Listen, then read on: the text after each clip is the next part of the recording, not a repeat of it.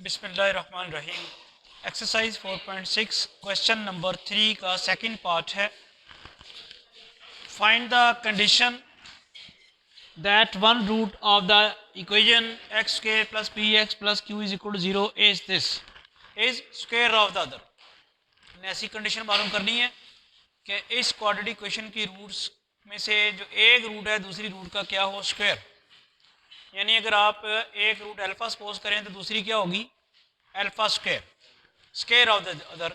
इस कंडीशन के लिए आपने मालूम करना है कि ये किस कंडीशन के तहत होगा।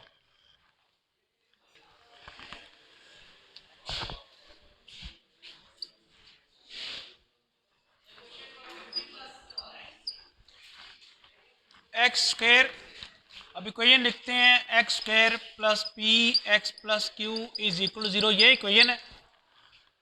इसमें ए क्या चीज़ है, एक्स स्क्वायर का कोएफिशिएंट ए है 1, बी क्यू और बी बी पी है और सी क्यू है। ठीक है, एक्स स्क्वायर का कोएफिशिएंट ए है वो 1 है, एक्स का कोएफिशिएंट पी वो बी हो गया और कांस्टेंट सी क्यू हो गया। अब अगर इसकी रूट जो हैं अल्फा बीटा हों तो सम ऑफ रूट्स का क्या फार्मूला है, if alpha beta are the roots of 1 then sum of roots का क्या फार्मूला है, अल्फा प्लस बीटा किसके बराबर है माइनस बी ओवर ए, और अल्फा इंटू बीटा इसका क्या फार्मूला है सी ओवर ए। एक रूट दूसरी का क्या हो स्क्वायर, यही कहना। तो इसे इक्वेशन 2 कर लेते हैं और इसे इक्वेशन 3 कर लेते हैं, बल्कि इनकी वैल्यूज भी पुट कर ही लें आप।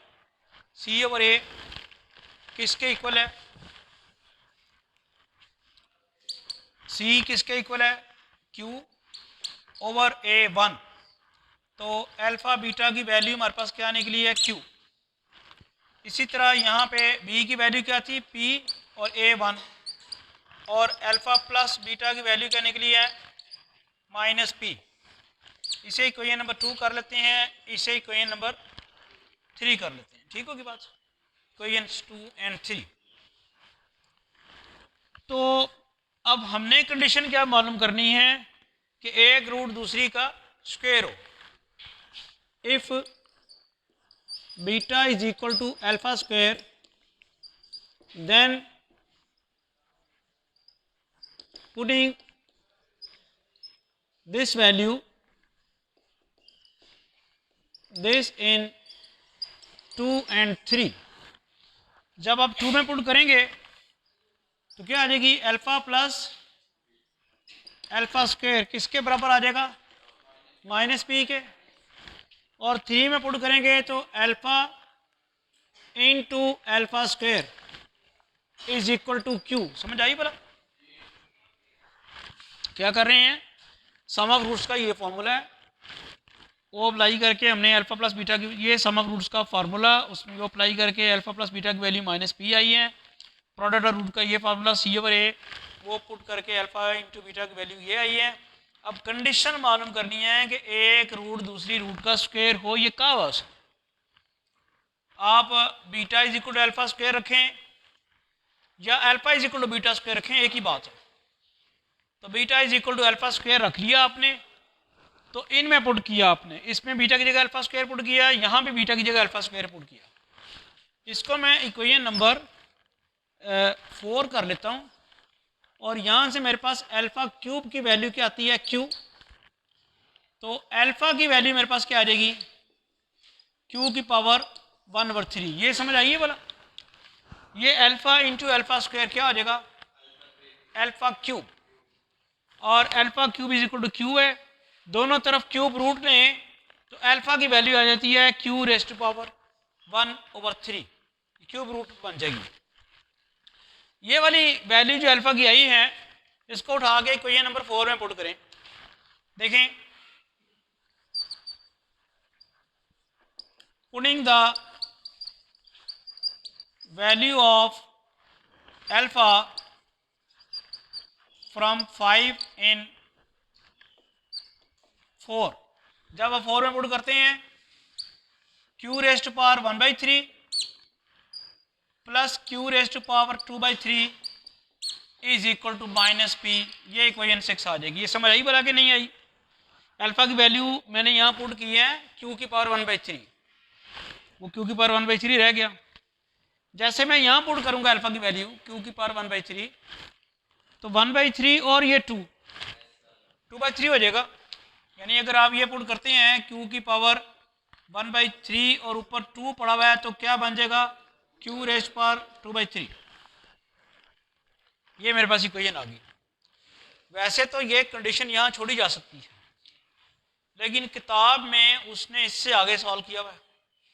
अब ज़रा वो बताता हूँ कि क्या किया हुआ। ये बात समझ आ रही है? यहाँ भी छोड़ी जा सकती है, लेकिन यूजुअली पेपर चेक करने वाला जो है वो मे भी कहे कि यहाँ तक करके है, तब चूँकि हमारा सिस्टम भी एक ऐसा सिस्टम है जिसमें किताब का आंसर वो चेक करके मार्क्स की डिस्ट्रीब्यूशन करते हैं, जो कि नहीं करनी चाहिए। या तो वो कहे ना कि कंडीशन इसके बराबर आप साबित करें, तब तो हम वहाँ तक लेके आए। उसने कहा था कंडीशन मालूम करें, कंडीशन तो आ गई यहाँ पे, लेकिन ज़रा इससे आगे बात जानी है तो दोनों तरफ इसकी पावर 3 लेनी है, क्यूब 2/3 की पावर 3, उधर क्या हो जाएगा माइनस पी रेज़्ड पावर 3। ठीक है, अब यहाँ एक फार्मूला लगता है a प्लस बी क्यूब का फार्मूला किसी को याद है? a cube plus 3a² B plus 3ab² plus B cube, या इसको ये कहते हैं a cube plus 3ab into a plus B plus B cube. याद है कि नहीं याद? a plus B whole cube है। ये a है, ये b और इसकी पावर 3 है। उस फार्मूले के तहत क्या बनेगा मेरे पास? q raised to power 1/3 a cube plus 3a, a क्या है q रेज़्ड पावर 1/3, b क्या है q रेज़्ड पावर 2/3, और आगे क्या आना है ये ज़रा देखते जाए ना। a क्यूब तो ये हो गया प्लस 3ab और a प्लस b भी लिखना है, q raised power 1/3 plus q raised power 2/3, ये a प्लस b हो गया, plus b cube q raised to power 2/3 की पावर 3, और राइट साइड पे क्या आ जाएगा माइनस पी क्यूब।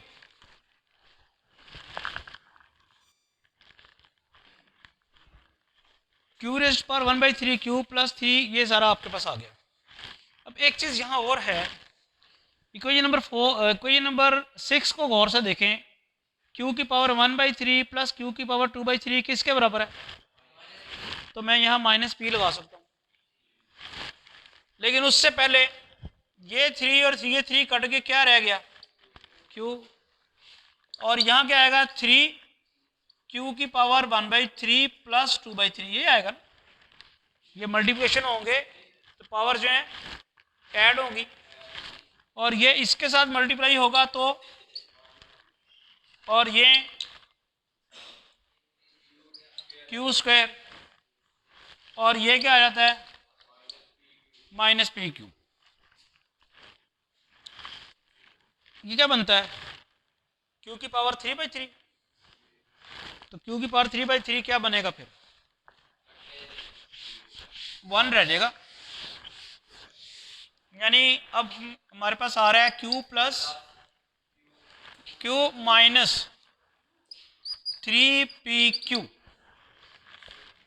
माइनस है ना, q की पावर आ गई है 3/3, q की पावर 3/3 का मतलब है 1, q की पावर 1, और ये माइनस p, तो minus P Q plus Q square ही आता है, is equal to minus P cube. ठीक है, अब आप देखें कि इसको मज़ीद सिंप्लीफाई किस तरह किया जा सकता है अगर आप करनी चाहें तो।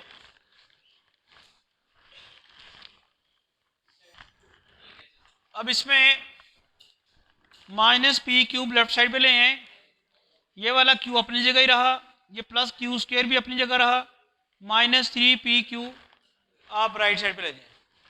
तो this is the required condition when one root of the equation is the square of the other. मेरी अपनी ओपिनियन ये है कि ये भी रिक्वायर्ड कंडीशन आ गई है, लेकिन क्वेश्चन आगे तक आंसर यहाँ तक वो लेके आया हुआ है क्यूब करके। ये एक्स्ट्रा वर्क जो आपसे करवाया गया, लेकिन ज़ाहिर बात है आपने एग्ज़ाम देना है, आपने वहाँ से नंबर लेने हैं, तो फिर आपको ये करना पड़ेगा, अदरवाइज़ ज़रूरत नहीं थी।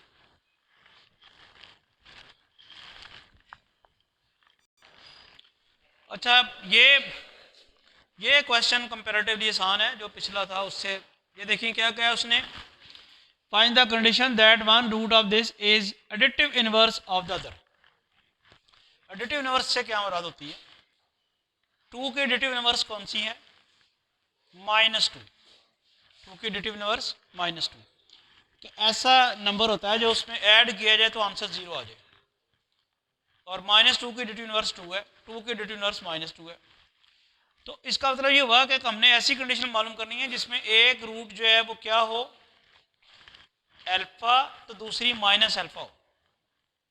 ये है कंडीशन। यानी अब आपके पास, अभी मैंने इसको वैल्यूज लिखी थी, यहाँ अल्फा प्लस बीटा की वैल्यू क्या आएगी? -b/a, और वो बनेगी -p/1, और वो क्या है? -p। अल्फा इंटू बीटा की वैल्यू जो है वो इसकी शायद ज़रूरत ही ना पड़े, इसी से कंडीशन जो है वो रिक्वायर्ड कंडीशन हमारी निकल आती है, क्योंकि ये जो उसने कहा है, if beta is equal to -alpha then equation number 1 में अगर ये पुट करें, या मैंने beta is equal to -alpha इसलिए किया है क्योंकि उसने क्वेश्चन में कहा हुआ है, क्या कहा हुआ है कि एक रूट दूसरी का एडिटिव इनवर्स है, तो बीटा जो है that should be -alpha. Alpha की एडिटिव इनवर्स क्या होगी? -अल्फा। अल्फा की एडिटिव इनवर्स -अल्फा। तो जब इसमें पुट करते हैं इक्वेशन नंबर 1 में बीटा की जगह -अल्फा, तो -p, तो फिर क्या आ जाता है? -p is equal to 0। और तो ये कंडीशन है, अगर ये कंडीशन हो इस क्वाड्रेटिक इक्वेशन की, तो एक रूट दूसरी रूट का एडिटिव इनवर्स होगी अगर p 0 हो तो ये कंपैरेटिवली पिछले क्वेश्चन से आसान पार्ट था। नेक्स्ट पार्ट भी आसान पार्ट है। उसने कहा जी क्वाड्रेटिक इक्वेशन की एक रूट दूसरी रूट का मल्टीप्लिकेटिव इनवर्स हो, इस केस में बीटा किसके बराबर होगा? 1/अल्फा। एडिटिव इनवर्स होती है, उसके साथ सिर्फ साइन चेंज करते हैं, वो एडिटिव इनवर्स हो जाती है, और मल्टीप्लिकेटिव इनवर्स में क्या करते हैं? उसका रेसिप्रोकल कर देते हैं। जैसे 2 की एडिटिव इनवर्स -2 थी, 2 की मल्टीप्लिकेटिव इनवर्स जो है वो 1/2 है, तो बीटा जो है वो अल्फा की मल्टीप्लिकेटिव इनवर्स है, तो बीटा किसका बराबर रहेगा? 1/अल्फा के। ये वैल्यू अगर हम रखते हैं तो इसके लिए प्रोडक्ट और रूट का फार्मूला याद है क्या था? Alpha into beta c/a। c किसके इक्वल है? c q के इक्वल है, और a किसके इक्वल है? 1 के। ठीक है, अब आप बीटा की जगह क्या पुट करेंगे? 1/अल्फा, तो ये कट गया, तो q का आंसर क्या आ गया? 1। तो ये भी पार्ट हमने कर लिया कि इसमें अगर q 1 है तो क्वाड्रेटिक इक्वेशन की, इस क्वाड्रेटिक इक्वेशन की एक रूट दूसरी रूट का मल्टीप्लिकेटिव इनवर्स होगी।